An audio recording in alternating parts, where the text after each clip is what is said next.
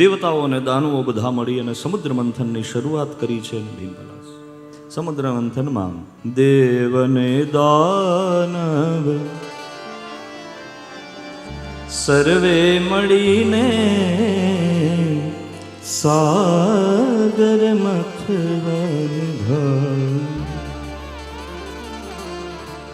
રત્નો નીકળતા રાજી થયા, રત્નો નીકળતા રાજી થયા અને કહેતા કે ભાગ અમારો રે ભોલેનાથ આસ. બોલીએ ઉજ્જૈન મહાકાલેશ્વર ભગવાન કી જય.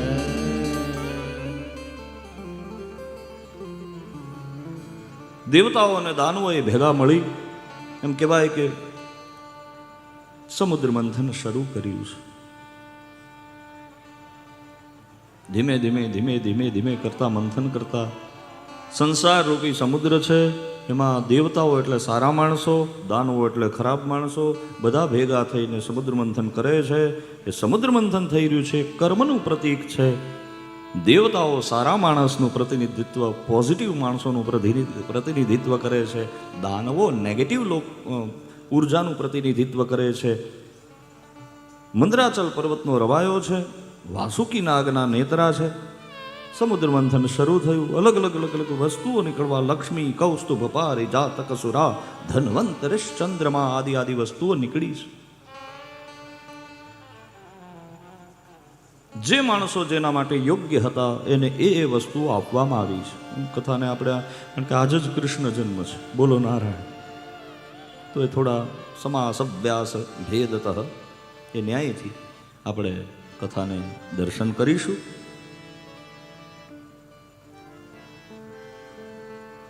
ચલે હે મહારાજ.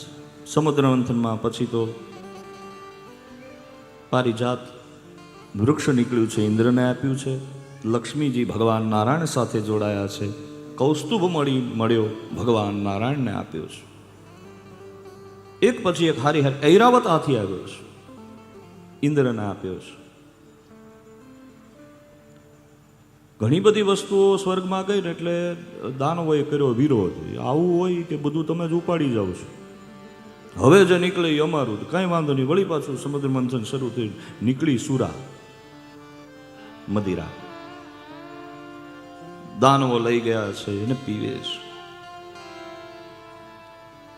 વળી પાછું સમુદ્ર મંથન શરૂ થયું. અલગ અલગ અલગ અલગ વસ્તુઓ નીકળવા લાગી. એમાં અમૃતની આશા હતી. નીકળ્યું હળાહળ વિષ. આ વિષને જો ધરતી ઉપર નાખે તો મનુષ્ય જાતિને, લોકોને રહેવું કઠિન બને. જો એને સમુદ્રમાં નાખવામાં આવે તો સમુદ્રની બધી પ્રજાતિઓ નષ્ટ થાય. આને જો કોઈ પી જાય તો જ મનુષ્યો, દેવતાઓ અને બધા જ સુકૂનપૂર્વક રહી શકે. બધાએ જઈને ભગવાન નારાયણને કહ્યું. નારાયણ કે આપણું કામ નહીં ભાઈ, તમે એમ કહો માખણ ખાવું તો હું ખાઈ જાઉં, પણ આ ઝેરવાળો કાર્યક્રમ આપણો નહીં.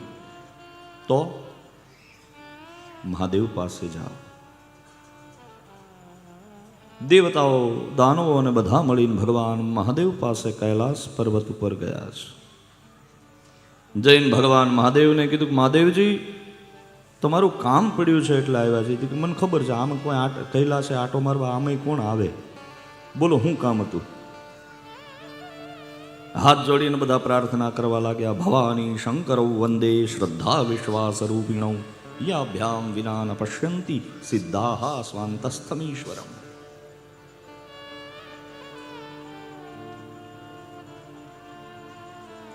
વાગર્થા વિવ સંપૃક્તૌ વાગર્થ પ્રતિપત્તયે જગતઃ પિતરૌ વંદે પાર્વતી પરમેશ્વરૌ.